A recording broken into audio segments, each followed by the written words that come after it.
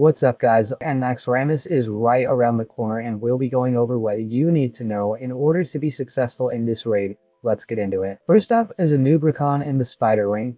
The spider wing is considered the easiest wing in Naxxramas and will be where most guilds want to start their progression. A newcomer is accompanied by 2 crit guards at the beginning of the fight, and they have 3 main abilities. Cleave is cleave that does about 1000 damage to melee. So off-tanks will need to make sure that they face the guards away from the raid so that they don't take any unnecessary damage. Acid Spit is a non-dispellable stacking debuff that does nature damage over time. Off-tanks can use a greater nature protection potion to help mitigate this damage if needed. Lastly, crypt guards will shoot out webs, rooting all nearby players around the crypt guard. Main tanks and off-tanks should use a free action potion before pulling the boss in order to get the bosses in position without being rooted. Crypt guards are also susceptible to stuns, so you should stun lock them to minimize the amount of damage going on to the tanks. A newcomer has 3 main abilities. The first ability you will see is Impale. A newcomer will randomly target a player in the raid and shoot spikes in their direction, dealing up to 4000 physical damage and knocking them airborne, which will cause them to take fall damage when they land. The next ability is Locust Swarm. Locust Swarm occurs every 70 to 120 seconds, and will spawn a new crypt guard every time it is used. This crypt guard will need to be picked up and killed as fast as possible. On top of the summoned crypt guard, Locust Swarm is an AoE ability that does 875 to 1125 nature damage every 2 seconds in a 30-yard radius and silences those hit by it. Because of this, the main tank will have to kite the boss around the room until the effect is over. Luckily, a newcomer will move at 40% of his movement speed while channeling Locust Swarm, which makes him much easier to kite. You will be able to tell when this ability is coming because a newcomer will lift his tail and it will kind of look like he's bowing to the main tank. This is the cue for everyone to get out of range and for the main tank to start kiting the boss. Lastly, whenever a crypt guard dies, or a raid member dies, a newcomer will cast Summon Corpse Scarabs. When a crypt guard dies, 10 corpse scarabs will spawn, and whenever a raid member dies, 5 corpse scarabs will spawn. These need to be killed as soon as possible, because they will likely go straight for the healers due to healing aggro. They are susceptible to all types of AoE damage, so mages are huge here and should kill them as soon as they spawn. Now that we know the abilities, let's walk through the fight. Before the pull, the main tanks and off tanks will use a free action potion, so that they don't get rooted from the crypt guard web ability. The main tank will pick up a newcomer and position him on the opposite end of the room from where you enter.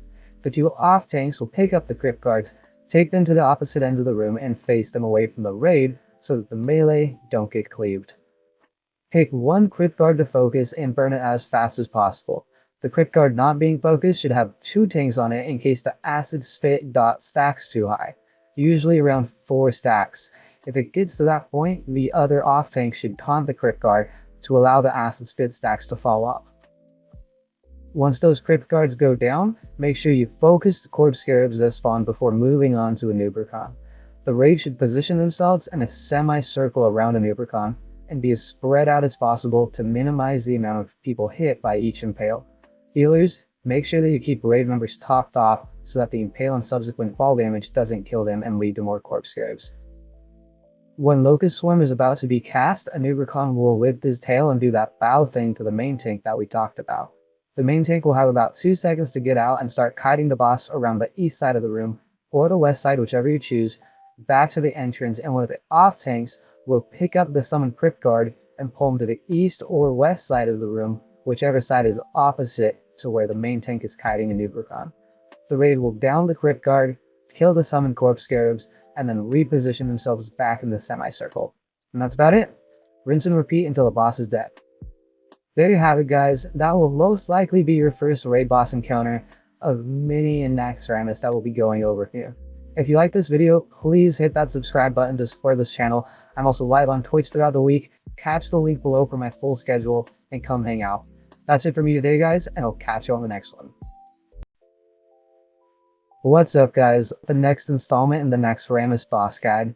In this one we'll be going over the second boss in the spider wing, Grand Widow Fairlina. Let's get into it.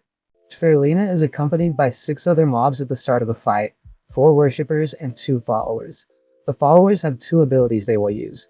They will sometimes charge a random person in the raid, and they also have an AoE silence ability. The followers can be stunned, so stun lock them to minimize the amount of charges and silences they can cast. These two abilities can be deadly if a follower charges into the healers and silences, so make sure you burn these guys down as fast as possible. Now on to Fairlina herself. During the fight, she will use a poison bolt volley, similar to bosses in AQ40 like Lord Kree and Lycidas. This ability will hit about 10 random people every 10 seconds, doing around 1450 direct poison damage and applying a cleansable poison dot, which does 450 damage every 2 seconds for 8 seconds. Since this is nature damage, a greater nature protection potion can be used to help mitigate the damage. Raid members can also use a potion to get rid of the poison debuff to help out the healers. Fairlina also does a Rain of Fire attack. This ability has a 40-yard range and does about 2000 damage per tick. Raid members will need to reposition themselves if it is cast on top of them so they don't take damage. If it is cast on the melee, the main tank will need to move Fairlina so that the melee don't get hit by it. Lastly, Fairlina will cast an Enrage ability every 60 seconds that will increase her melee damage and attack speed. This is where the Worshippers come in. The Worshippers are the key to this whole encounter. While they don't use any offensive abilities, they are the only way to dispel Fairlina's Enrage. A Worshipper must be mind controlled by a priest, and then the priest will run the Worshipper over to Fairlina and use the Worshipper's Widow's Embrace ability. Widow's Embrace sacrifices the Worshipper and dispels Fairlina's Enrage ability, as well as locking her out of her nature school for 30 seconds. Now that we know the abilities, let's walk through the fight. First, the main tank will pick up Fairlina.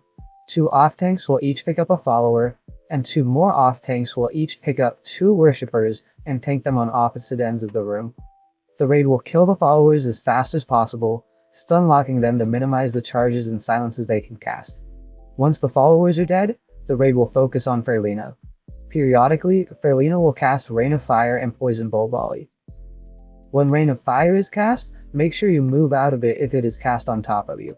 If it's cast on top of the melee, the main tank will need to back up to allow the melee to get out of it while still being able to DPS the boss.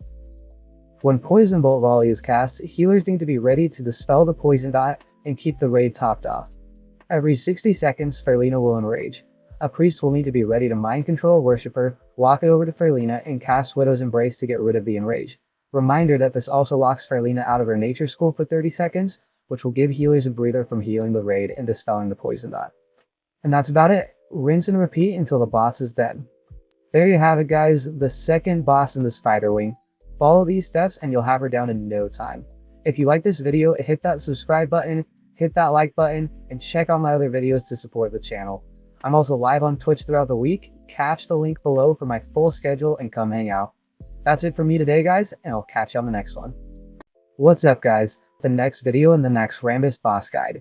With both the Nubricon and Grand Widow Fairlina down, only one boss remains in the Spider Wing, Naxxramas.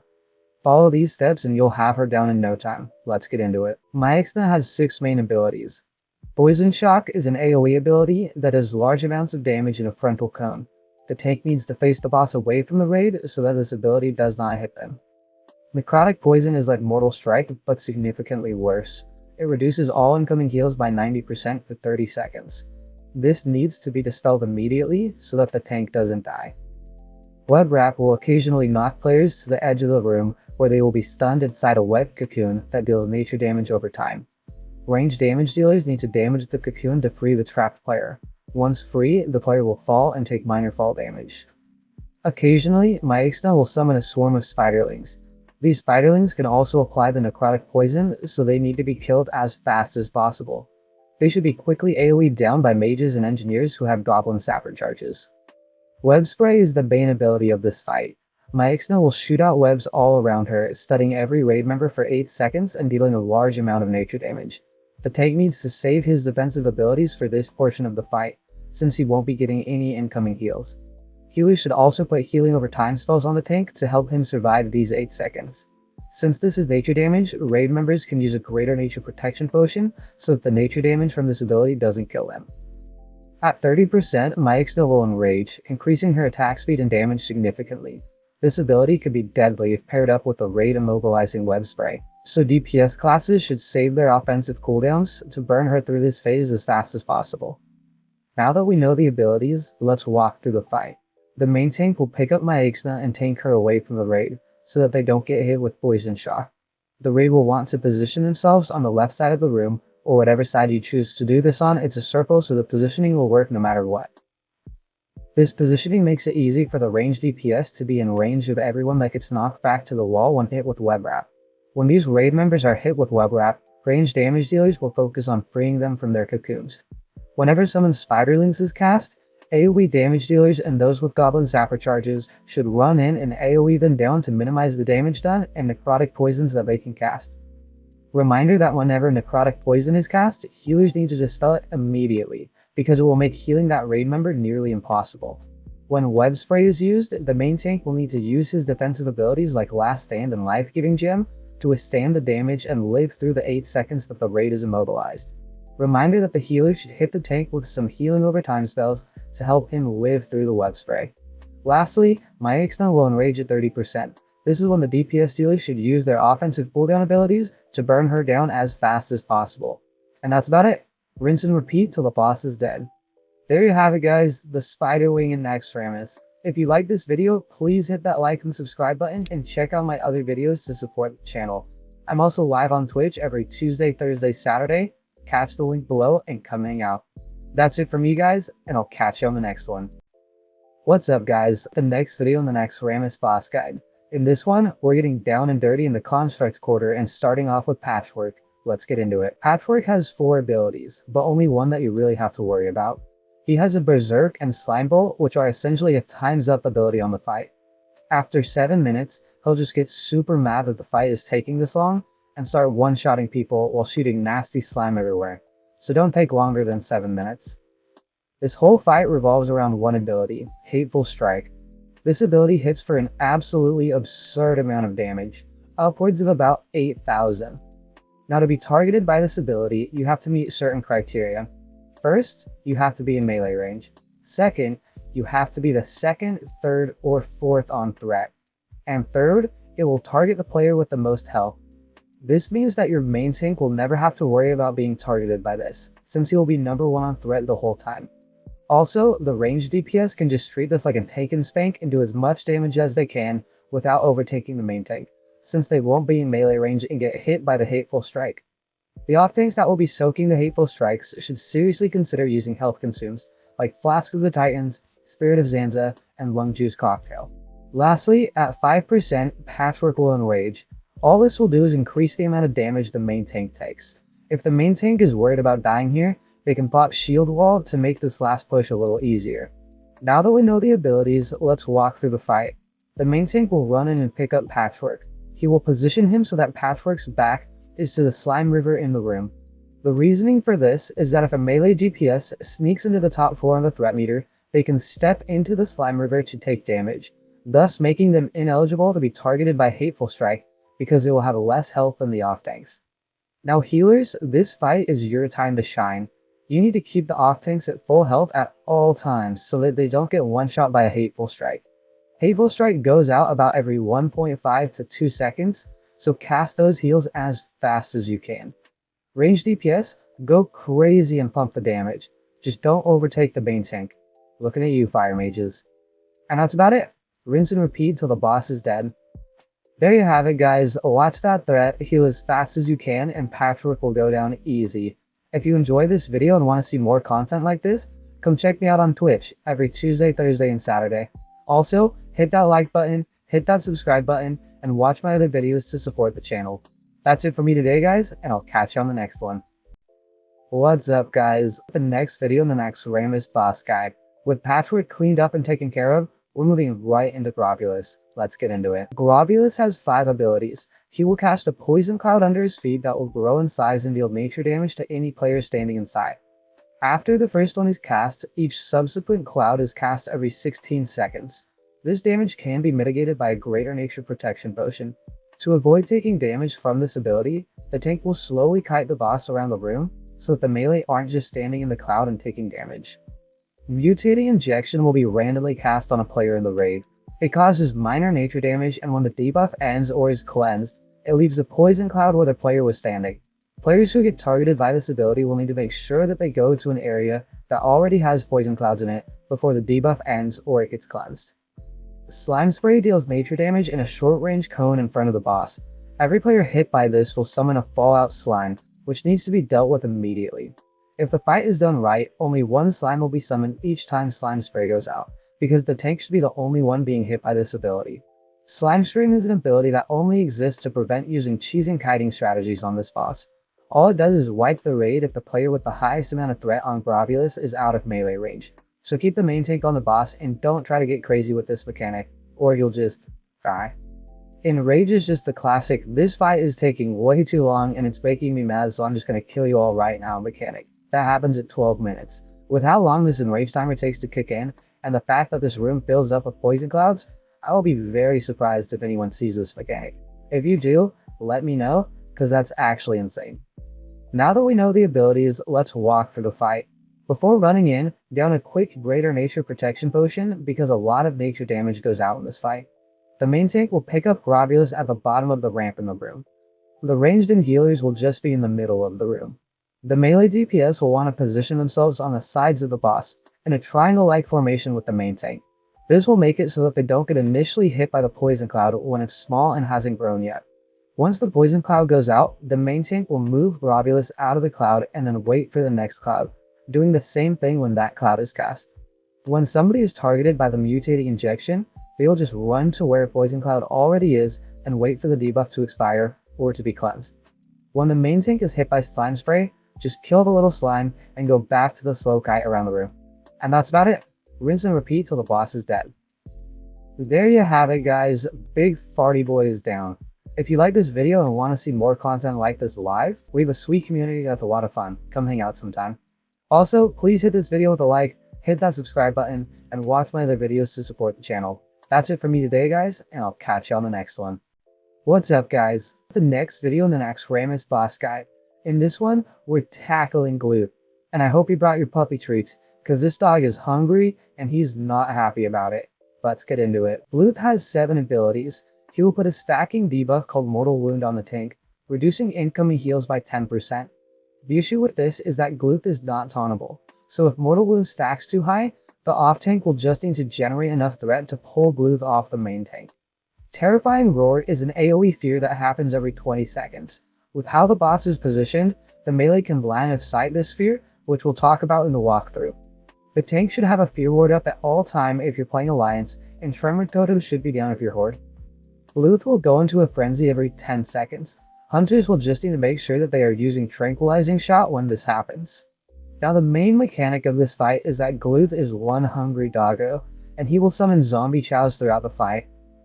If a zombie gets too close to Gluth, he will use Zombie Chow Search, spot the zombie, and immediately eat it, healing himself for 5% of his total health. To keep this from happening, mages will be stationed where the zombies spawn and kite them around until they're ready to be killed. Hunters can also use Frost Trap here to help with the kiting. The zombies have one ability that they will use called Infected Wound, which is a stacking debuff that is applied on the player they are attacking, which increases damage taken from auto attacks. The mages will need to be on top of these zombies and make sure that they aren't running around and attacking the raid.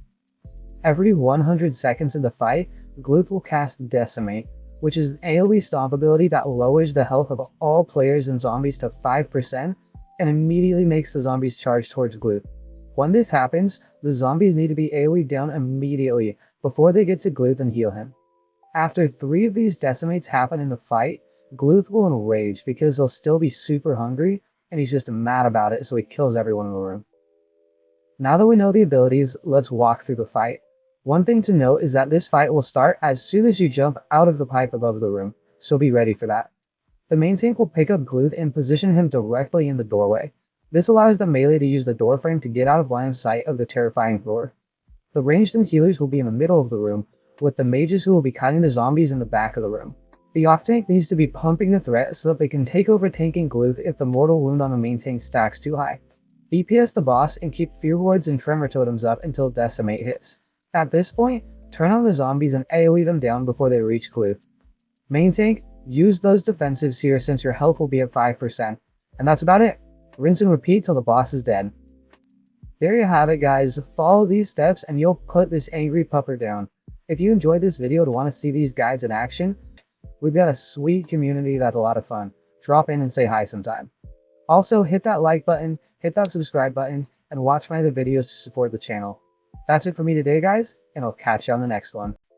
What's up, guys? The next video in the Naxxramas boss guide. With Gluth down, we're charging up to take down the last boss in the construct quarter, Thaddeus.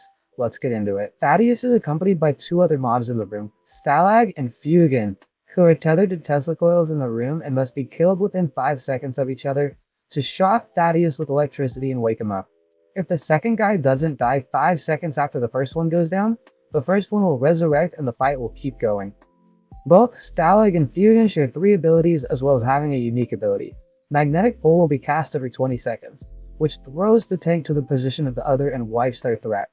There will need to be an off tank on each platform ready to taunt the boss and take over main tanking when this happens.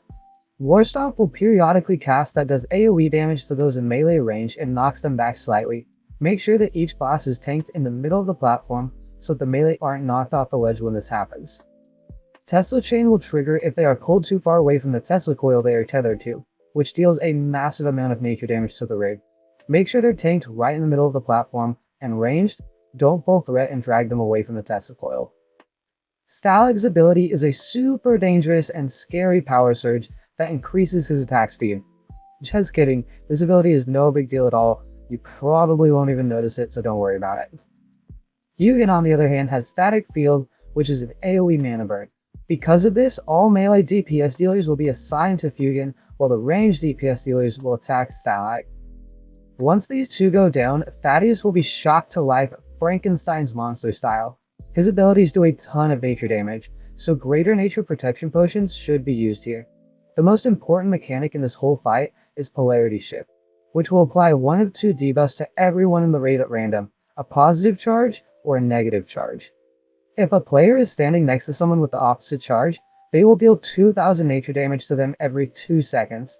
If you are standing next to someone with the same charge, you will receive a stacking debuff that increases your damage output by 10% for every nearby player with the same charge. This damage boost can get pretty insane, so watch your threat and use a limited invulnerability potion if you need to. The strategy here is that the raid will need to quickly split up into 2 groups on each side of the boss, a positive side and a negative side. Do this quickly, because there's only a short delay from when this is applied to when the damage starts going out. Every 30 seconds Polarity Shift will be cast again, so each time check to see if your charge has switched and run to the other side if it did. His other abilities include Chain Lightning, which will be cast periodically and it does nature damage and bounces between players. Ball Lightning happens if nobody is in melee range and does a ton of damage. Make sure you always have a tank on the boss and you'll be good to go here. Like most bosses, this big boy will get angry if he's alive for longer than 5 minutes, so put him to sleep fast so that he doesn't enrage and wipe your raid. Now that we know the abilities, let's walk through the fight. First, pop a greater nature protection potion because there's a lot of nature damage in this one. The raid will split up, 2 tanks, melee, and healers on the right side, and 2 tanks, ranged DPS, and healers on the left side.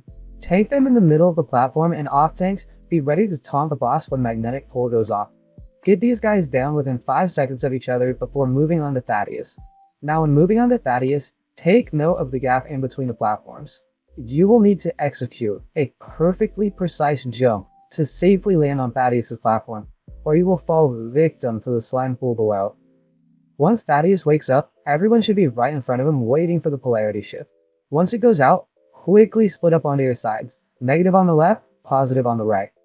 Melee should be at max range here so that they don't trigger the damage on the oppositely charged melee on the other side. Every 30 seconds when Polarity Shift happens, check to see if your mark changed and move accordingly. And that's about it. Rinse and repeat till the boss is dead. There you have it, guys. The construct quarter is completed. If you like this video and want to see guides like this in action, we've got a sweet community that's a lot of fun. Stop by and say hi.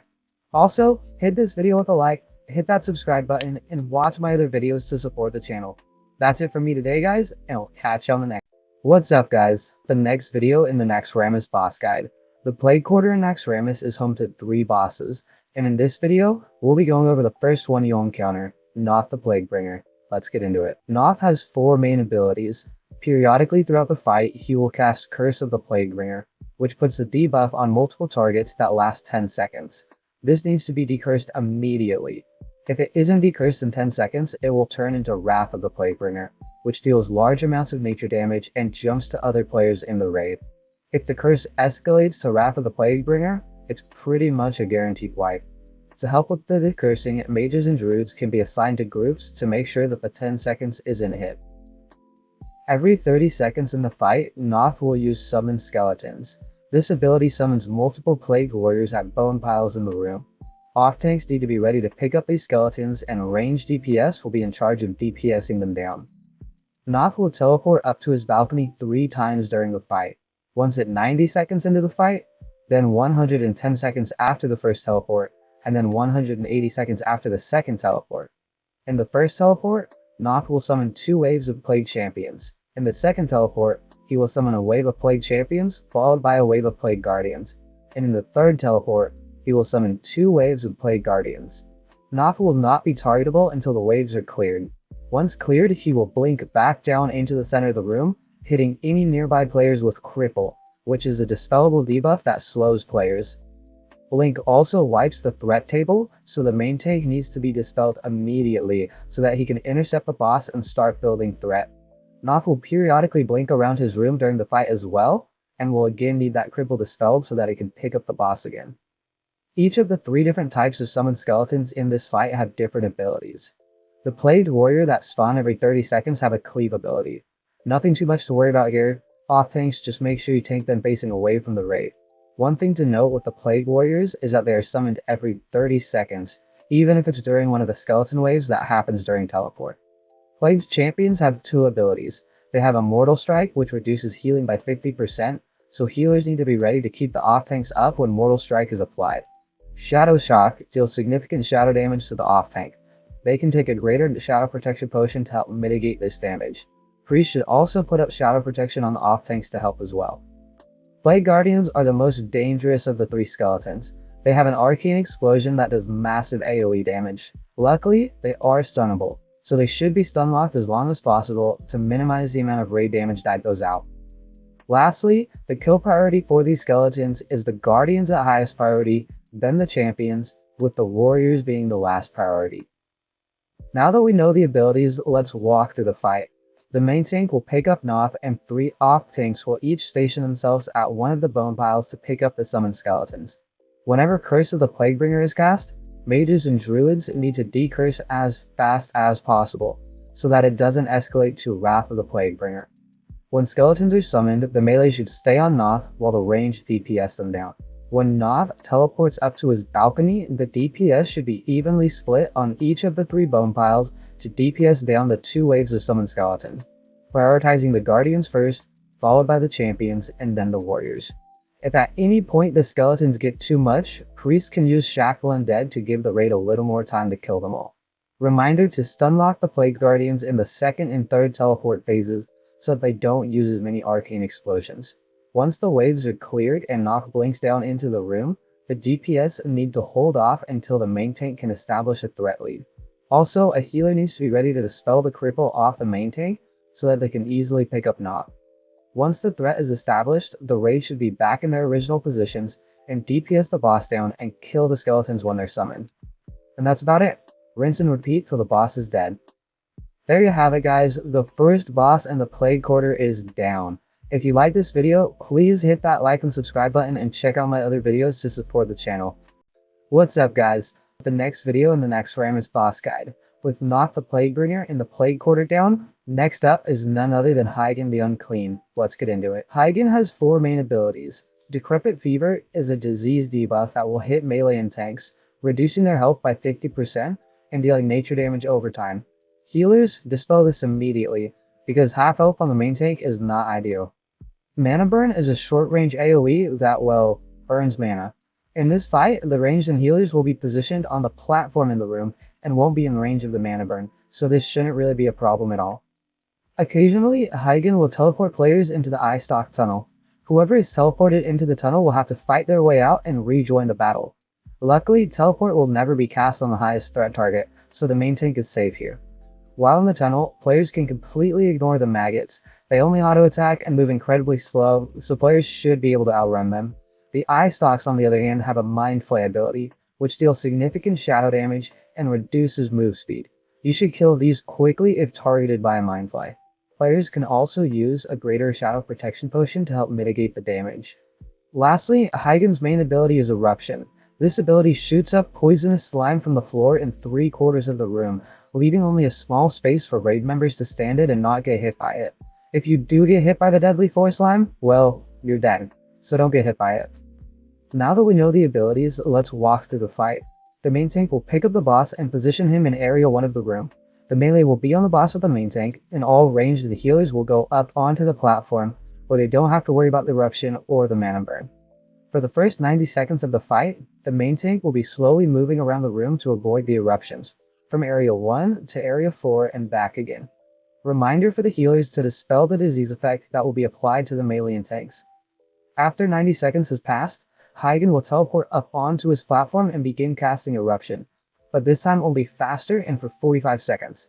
The whole raid will need to quickly get to area 1 and dance across the room and back again, avoiding the ground slime. One thing to note is that every eruption will start in area 1, so when you start the fight, area 1 will be the safe spot. When Hygen teleports up to the platform to cast Eruption, area 1 will be the safe spot, and when he comes back down, area 1 will again be the safe spot. When all this is happening, if you get teleported into the tunnel, kill those eye stalks and get on out of there. Lastly, whenever Hygen teleports up to his platform to cast Eruption, it will get faster every time he does it, so try to minimize the amount of times that teleport is cast. And that's about it. Rinse and repeat until the boss is dead. There you have it, guys. Follow these steps and dance your way to victory. If you like this video, hit that like button, hit that subscribe button, and check out my other videos to support the channel. What's up, guys? The next video in the Naxxramas boss guide. Now that you've proven your dance skills by defeating Hygen, only one boss remains in the Plague Quarter, Loatheb. Let's get into it. Loatheb has 5 main abilities. Corrupted Mind will be placed on all the healers, allowing them to only cast 1 healing spell every 60 seconds. Each heal that a healer can cast should be focused on the main tank. Also, the healer should 100% come up with a healing rotation, because the last thing you want is 2 healers to use their heal at the same time and overheal the tank. Poison Aura is an AoE nature damage aura that surrounds the boss, which deals about 200 nature damage every 6 seconds to the melee and tanks. Due to Corrupted Mind limiting the amount of heals going out, melee are pretty much in charge of healing themselves. If the melee need to heal up, they need to step out of the Poison Aura before using a bandage, as the damage can cancel the cast. Melee should also have health stones and major healing potions, because they're gonna need them. Remove Curse will be cast every 30 seconds, removing every curse on the boss. This means that the Warlocks will have to reapply Curse of Recklessness, Elements, and Shadow every 30 seconds. 2 minutes into the fight, Inevitable Doom will be cast. This will do 2500 shadow damage every 30 seconds. If the fight escalates to this point, the most important consumable you can use is a greater shadow protection potion. If for some reason the fight goes for 5 minutes, Loatheb will begin casting this ability every 15 seconds, which will pretty much lead to a wipe. Lastly, Loatheb will summon spores in the room. When a spore dies, the 5 nearest players will receive a fungal bloom debuff, which increases melee crit chance by 50%, spell crit chance by 60%, and prevents all threat generated for 90 seconds. Your raid should have a rotation on which 5 DPS are going to get this debuff, so that they can absolutely pump the damage and get Loatheb down as fast as possible. Now that we know the abilities, let's walk through the fight. The main tank will pick up the boss and the raid will stand in a normal boss fight formation. Melee on the boss, ranged and heals in the back. Make sure you have that healing rotation down, and that healers know when they have to throw their once per minute heal on the main tank. Melee, if you're taking too much damage, step out of the Poison Aura and bandage yourself up, or use a health stone or a health pot. Warlocks, make sure you're reapplying those curses every 30 seconds. Whenever a spore is summoned, make sure you know which 5 DPS are going to go kill it and get the fungal bloom debuff. Once that debuff is acquired, go absolutely nuts on damage, since you don't generate any threat while fungal bloom is active. Once Inevitable Doom is cast, make sure you're using those greater shadow protection potions to mitigate the damage. And that's about it. Rinse and repeat until the boss is dead. There you have it, guys. Follow these steps and the Plague Quarter of Naxxramas will be completed. If you like this video, hit that like button, hit that subscribe button, and watch my other videos to support the channel. What's up, guys? The next video in the Naxxramas boss guide. In this one, we're diving headfirst into the infamous military quarter of Naxxramas, starting with none other than Instructor Resuvius. Let's get into it. The fight consists of Resuvius and 4 Death Knight understudies. Resuvius himself only has 2 abilities. He will periodically use Disrupting Shout, which is an AoE shout that hits every mana user in line of sight.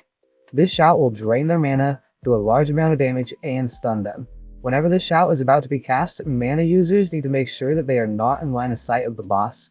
Unbalancing Strike does an absolutely ridiculous amount of damage and reduces defense skill by 100. This ability can pretty much one-shot a main tank. So how are you supposed to tank the boss if he can delete the main tank whenever he wants to? This is where the Death Knight understudies come in. They will need to be mind controlled and used to tank the boss, so priests, I hope you're ready to live those tanking dreams, because this whole fight depends on your tanking execution. While mind controlled, the understudies have 2 abilities. First, they have a taunt that lasts 20 seconds and has a 60-second cooldown. The priest will need to use this ability first thing once the understudy is mind controlled. Second, they have a shield wall that lasts for 20 seconds and has a 30-second cooldown that reduces incoming damage by 75%. Once the boss is taunted, the priest should immediately use shield wall so that the understudy can live through any unbalancing strikes. Now that we know the abilities, let's walk through the fight. The main tank will run in and start the encounter, but a priest needs to mind control an understudy as fast as possible to tank the boss. The boss will be positioned at the bottom of the ramp going into the room, so that the mana users can line of sight the Disrupting Shout whenever it is cast. Melee, all you have to do on this fight is stand there and attack the boss, no mechanics for you to worry about here. An off tank will need to pick up all the understudies and tank them at the top of the ramp, so that the priest can mind control them when needed. Healers, your main job will be to heal the understudies tanking the boss. The priests need to make sure that they have a mind control rotation set up so the boss is always tanked by an understudy. The first priest will mind control an understudy, taunt the boss, and then use shield wall. When shield wall is about to go down, the next priest will need to mind control an understudy, taunt the boss, use shield wall.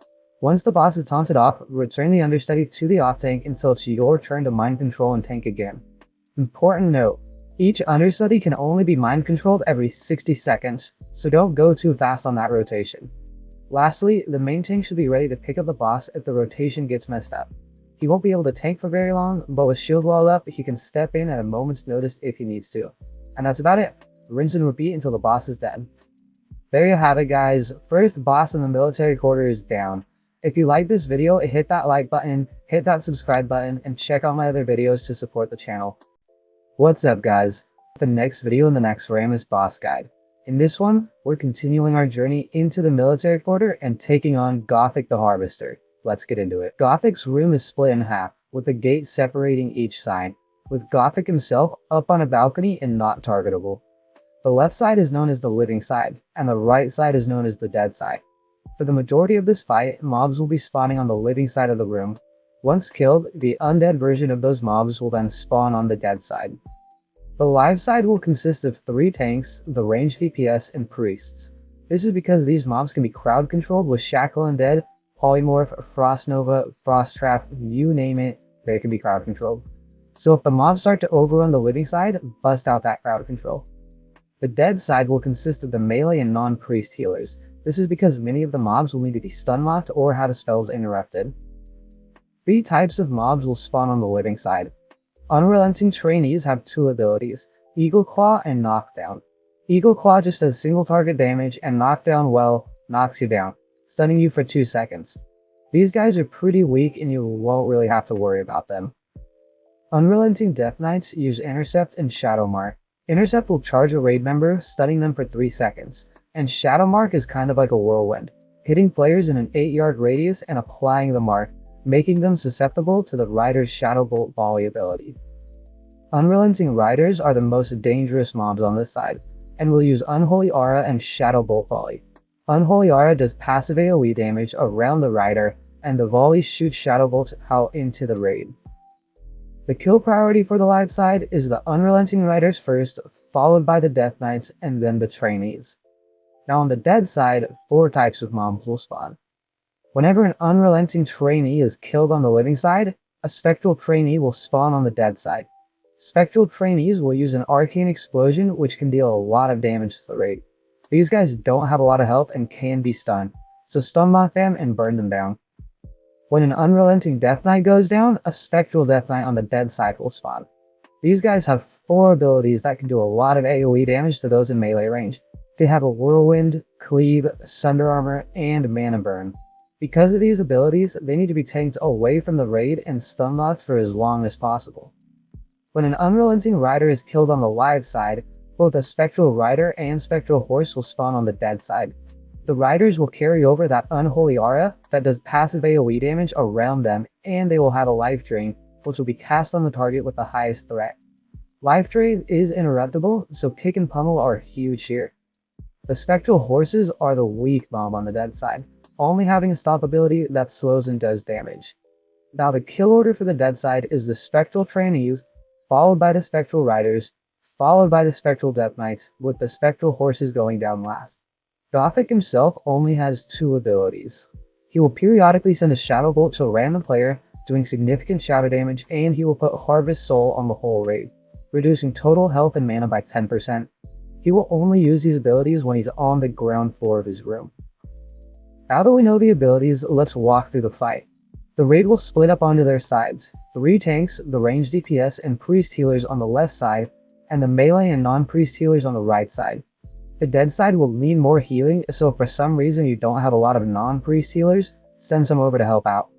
The 3 tanks on the living side need to be ready to pick up the mobs when they spawn. Once killed, their dead counterpart will spawn on the dead side of the room. The living side needs to make sure that they aren't killing the mobs too fast, as to not overrun the raid on the dead side. Communication is key here, so if the dead side needs a breather, keep those mobs crowd controlled with shackles and polymorphs so that they can catch up. On the dead side, make sure that the mobs are being stun locked and interrupted when needed. After 4.5 minutes of this dance between the live side and the dead side, Gothic will teleport down to the living side from his balcony. He will stay there for 15 seconds before teleporting to the dead side and continue jumping back and forth every 15 seconds. Once he gets down to 30% health, the middle gate will open up and the raid can finally join back together and DPS the boss down. And that's about it. Rinse and repeat till the boss is dead. There you have it guys, Gothic the Harvester is no more. If you like this video, hit that like button, hit that subscribe button. What's up guys? The next video in the Naxxramas boss guide. With both Vesuvius and Gothic down, that leaves only 1 boss encounter left in the military quarter. Buckle up, because it's time for the infamous 4 horsemen. Let's get into it. The 4 horsemen consist of Sir Zeliek, High Lord Mograine, Thane Kel'thuzad, and Lady... French name I can't pronounce, so let's call her Lady B in this one, with each one having a different ability. Thane Kel'thuzad will target a nearby player and drop a big ol' meteor on them, splitting the damage between all nearby players. The group fighting Thane should be stacked tightly so that the damage spreads out evenly. A greater fire protection potion can be used here to help mitigate the damage. Lady B will spawn void zones, which are small black circles on the ground. Don't stand in these and you'll be good to go. Sir Zeliek has a chain lightning type ability called Holy Wrath. This goes out every 12 seconds, hitting the tank and bouncing to any player within 5 yards of the tank, doubling in damage every time it jumps. Melee DPS will just completely stay out on this horseman so that they don't die. Ranged and healers will need to stand at max range so that they don't get hit by Holy Wrath and wipe the raid. High Lord Mograine has Righteous Fire, which is a chance on hit ability that does a large amount of fire damage to the tank.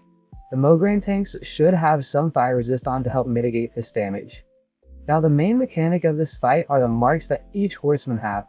These marks will start to be cast 20 seconds into the fight and will be cast every 12 seconds after that. It is an AoE that hits all players in a 60-yard radius and cannot be avoided by line of sight. These debuffs stack, doing more and more damage each time it is applied, and it cannot be dispelled, but the damage can be mitigated by a greater shadow protection potion. In the middle of the room at the front of the platform is a safe spot that is out of range of all the horsemen.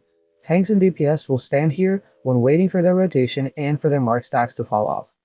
Also, whenever a horseman dies, a spirit of that horseman will be summoned that will keep applying the marks after death. Now that we know the abilities, let's walk through the fight. Each role has a very specific rotation that they will need to follow in this fight, so let's go over each one individually. On the initial pull, the 4 horsemen will each be pulled into a corner of the room. Lady B into the top left, Sir Zeliek into the top right, Thane to the bottom left, and Mograine to the bottom right. They will need to be tanked by 4 of the 8 tanks needed for this fight, with the other 4 waiting in the safe area in the middle of the room. Let's also color code the tanks so that it's a little easier to see what's going on. After the pull, and once 3 marks go out, the yellow and green tanks will go in and taunt the horsemen, and the red and blue tanks will go back to the safe spot. Once another 3 marks go out, the red and blue tanks will go back in and taunt the horsemen off, only this time they will go to the opposite horsemen. This is because they will still have the marks on them from the original horsemen they were tanking. So if I'm one of the red tanks and I'm taking Thane first, I will rotate to the safe spot at 3 marks, rotate onto Mograine at 6 marks, back to the safe spot at 9 marks, and back onto Thane at 12 marks. The DPS will follow the same rotation. The red and blue DPS groups will start on the boss, while the yellow and green wait in the safe spot. At 3 marks they will rotate, with the bottom left group on Thane making sure they are stacking to spread out the meteor damage. At 6 marks they will rotate again, but this time onto the boss they weren't originally attacking. Thane and Mograine are the 2 hardest horsemen of the 4, and all the DPS will be focused on them before moving to the other 2 and following the same rotation. Now the healers will follow a very different rotation. First, you will need 3 healers in each corner of the room. Every time a mark goes out, 1 healer from each group will rotate to the boss on their right. So if I'm in the yellow healer group, I will rotate to the next boss at marks 1, 4, 7, 10, and so on. And if I'm in the green healer group, I'll move on marks 2, 5, 8, 11, you get the picture. To get one final look at the fight, let's put all this together and see what it looks like with each mark going out. At mark 1, we see our first healer group move. At mark 2, the second healer group. At 3 marks, we see the last healer group move and the tank and DPS switch, with the grip on Thane making sure that they are stacked up to spread out the meteor damage. Then we run the same thing back for marks 4 and 5 with the healers moving, and then at 6, the tank and DPS rotate, only this time to the opposite boss. Do this until Thane and Mograine go down and switch up to Lady B and Sir Zaliek. On the switch, the healers can keep doing the rotation every mark, or swap to a rotation like the DPS and tanks and switch every 3 marks. Just make sure you know what you're doing before it happens. Big reminder for the melee DPS to not go in and attack Sir Zaliek, because they'll just die and potentially wipe the raid by chaining that Holy Wrath. Also, make sure that you're dodging those void zones around Lady B. And that's about it. Rinse and repeat till the boss is dead. There you have it guys, the infamous 4 horsemen encounter in Naxxramas. This one will take a lot of practice, but keep at it and you'll get them down.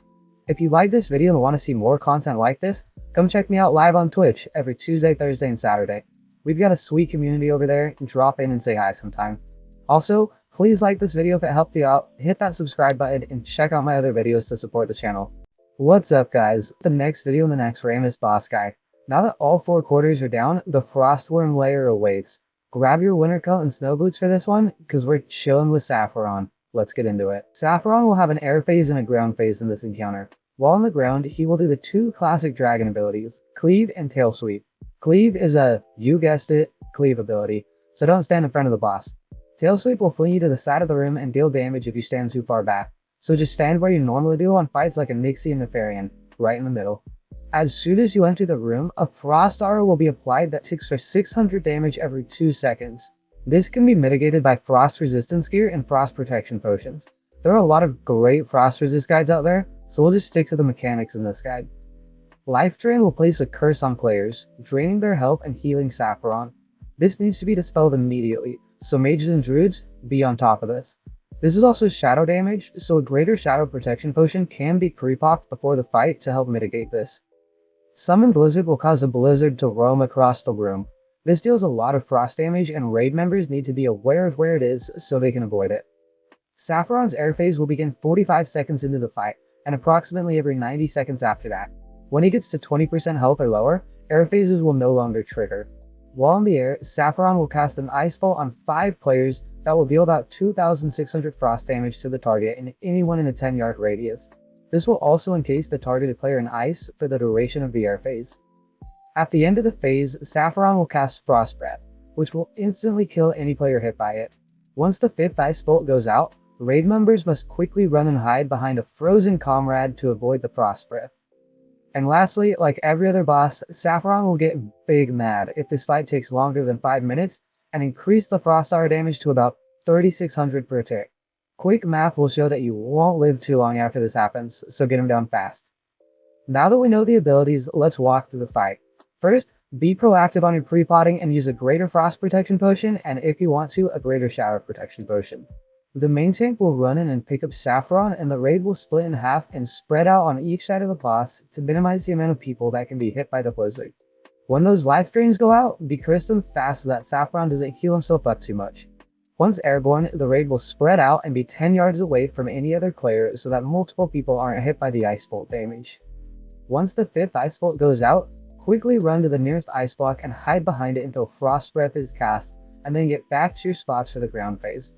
Final reminder to use those greater frost protection potions on cooldown. And that's about it. Rinse and repeat till the boss is dead. There you have it, guys. Cool off and take a breather because Saffron is defeated. If you enjoyed this video, I'm live throughout the week. Drop by and say hi sometime. Also, hit this video with a like, hit that subscribe button, and watch my other videos to support the channel.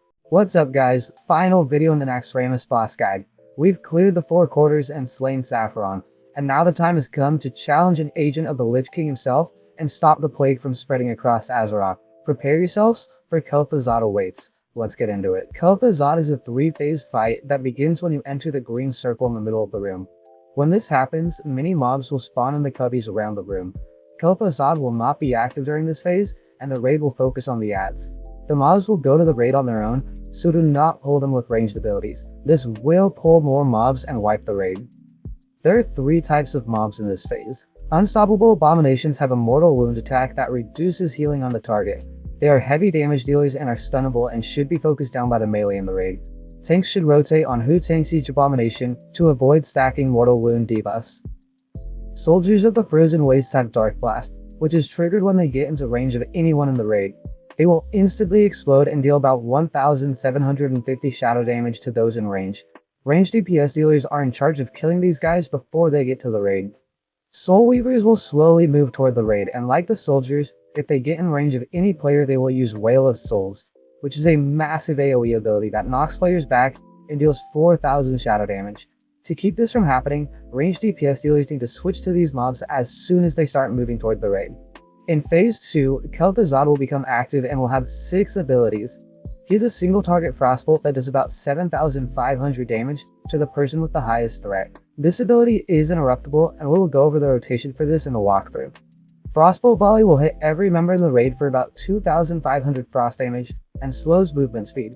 This ability will be cast about every 15 seconds in Phase 2 and 3. Chains of kel'thuzad is a nasty mind control ability that targets the main tank and 3 to 4 of the raid members. It lasts 20 seconds, increases damage output by 200% and healing by 500%. This ability also clears kel'thuzad's threat table, so the off-tank needs to be ready to pick him up. Also, the mages need to be on top of their polymorph suit so the mind control players aren't running around killing people. Death Coil, Fear, and Blind can also be used to crowd control these players until the polymorphs go out. Raid members with fear abilities like Intimidating Shout and Psychic Scream should use these before the chains go out, so that they don't fear the raid and cause chaos. This ability has a 60-second cooldown. Shadow Fissure will target a random player and spawns a red demonic circle beneath them. After 3 seconds, it'll explode for the amount of damage that will just insta-kill anyone, so make sure you avoid these. Detonate Mana targets a random mana user, burning half of their mana over 5 seconds before they explode, dealing arcane damage to anyone within 10 yards of them. This will be cast about every 20 seconds. Lastly, Frost Blast will target a random player and stun them for 5 seconds. Anyone within 10 yards of that player will be affected by this as well. While stunned, the player will take 130% of their health and damage, which will kill them if they aren't healed. Healers need to be on their toes to keep raid members alive through this ability. Also, greater frost protection potions should be used before this ability goes out to mitigate the damage. Phase 3 starts when kel'thuzad gets to 40% health. 5 Guardians of Icecrown will spawn that deal heavy melee damage and gain a stacking buff every time they switch targets that increases their damage dealt and their size. Luckily, 3 of these Guardians can and should be shackled. If more than 3 are shackled, kel'thuzad will use Shackle Shatter, breaking all the shackled Guardians free. To keep the buff from stacking, these Guardians should be tanked or kited. Whatever you choose to do, just make sure they stay on the same target. Kel'thuzad will use the same abilities from Phase 2 here. The only difference in this phase is that these Guardians will be running around. Now that we know the abilities, let's walk through the fight. The raid will move on to the green circle to start the encounter. Tanks and melee will pick up the abominations when they get to the center and stun lock them, and range will focus on the soldiers and the soul weavers, focusing on the weavers first and the soldiers second. These mobs can be shackled, so shackle them if you're getting overrun. Once kel'thuzad activates, the raid needs to spread out and be 11 yards from any other player. This 11-yard spread will keep multiple people from getting hit by the detonate mana explosion and frost blast. The melee, on the other hand, will need to clump in 3 groups around kel'thuzad, one on each side of him and one in the back. The melee's primary job is to interrupt the single target frostbolt ability that will be cast on the main tank. Number these 3 melee groups and have each one interrupt the frostbolt when it's cast, starting with group 1 and moving to group 3. When Chains of kel'thuzad is cast, make sure that the mind-controlled targets are crowd-controlled as fast as possible. The off-tank will also need to be ready to pick up the boss because the main tank will be mind-controlled. Also, be on the lookout for shadow fissures and move out of them if they're cast underneath you. Once kel'thuzad gets to 40% health, the 5 Guardians of Icecrown will spawn. Shackle 3 of them and either tank or kite the other 2. This is a burn phase, so everyone should be focused on kel'thuzad and get him down as fast as possible. And that's about it. Rinse and repeat till the boss is dead. There you have it, guys. kel'thuzad is defeated and Naxxramas is finally cleared.